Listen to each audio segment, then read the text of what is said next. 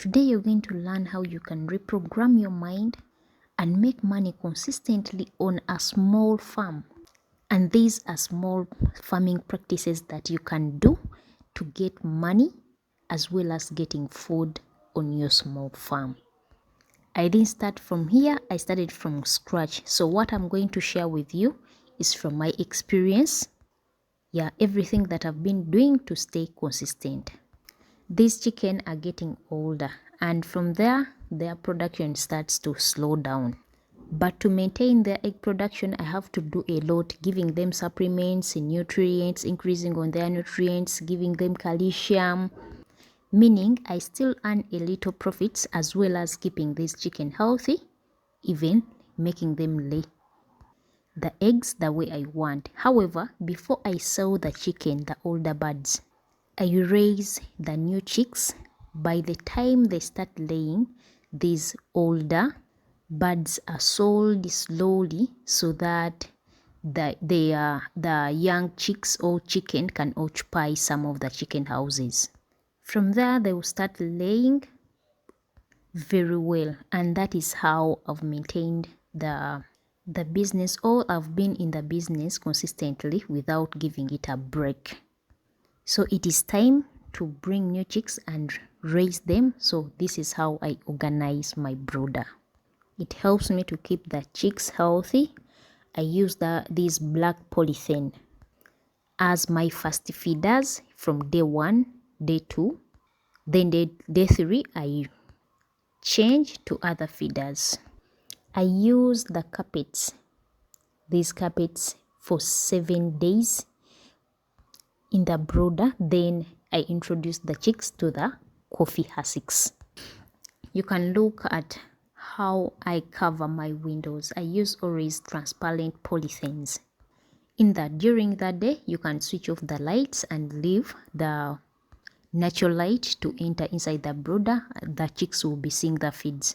I also leave some part open, in that the fresh air can come in as well as the dust from the brooder can also move out of the brooder. I don't enclose everything.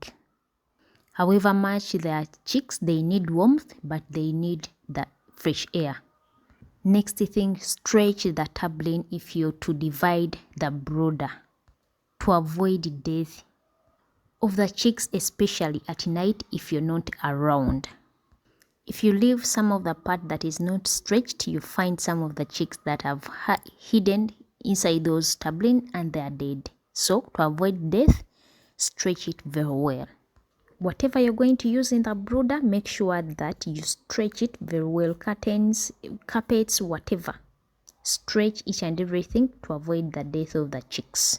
Another thing, from the polythene that I used, the black polythenes, they are cut into pieces, small pieces, and I start to introduce plastic trays, or sometimes I use these paper trays where we put eggs. After 2 weeks, then we start to use the medium feeders that are metallic. This is very strict.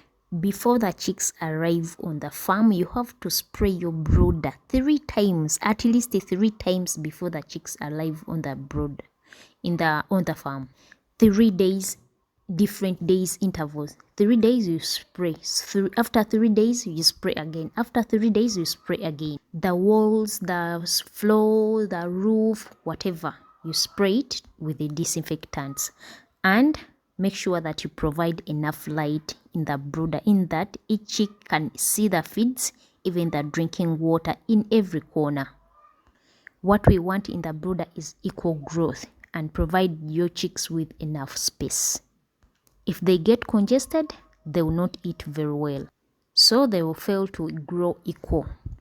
We start with pellet for 7 days. After 7 days, we start to introduce or mix our own feeds on this farm. We use broken maize brand, a broiler concentrate that boosts the body of the chicken. And what I discovered, that adding some kilograms of fish in the chicks' meal makes these chicks grow strong and healthy. So that was fish meal. The quality of the fish also matters. Make sure that you stock the feeds before you bring the chicks. In that you buy the quality, you keep the quality feeds at the farm, then you bring your chicks later. Raising chicken is so simple, ladies and gentlemen. What we want in life is money. And if you focus on raising chicken, you always make money.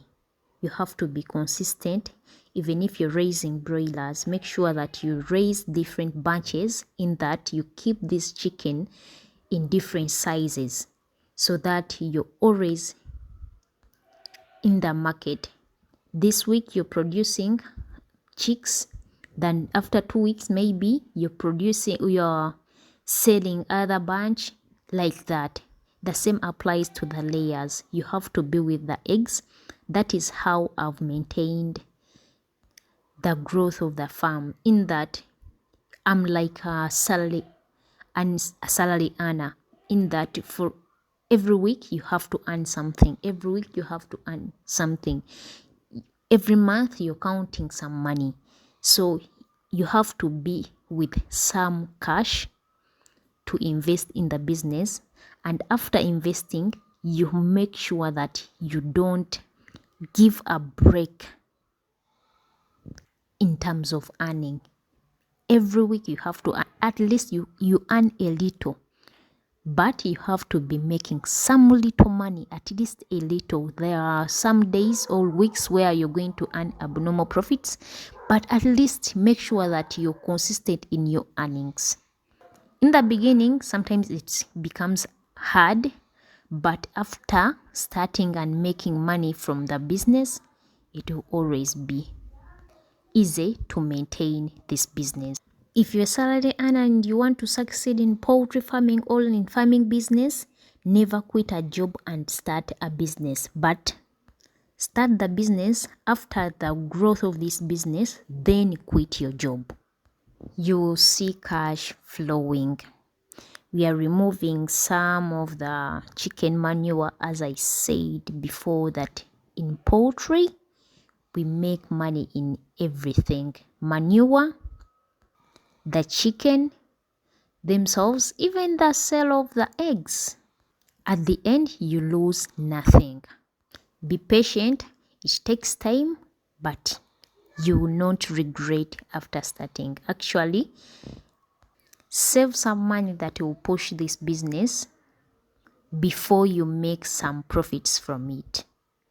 That is all for today. Thank you all for watching my videos. I love you all. Let's meet in the next one. I'm about to start raising the chicks, so I'll give you step by step on what I do.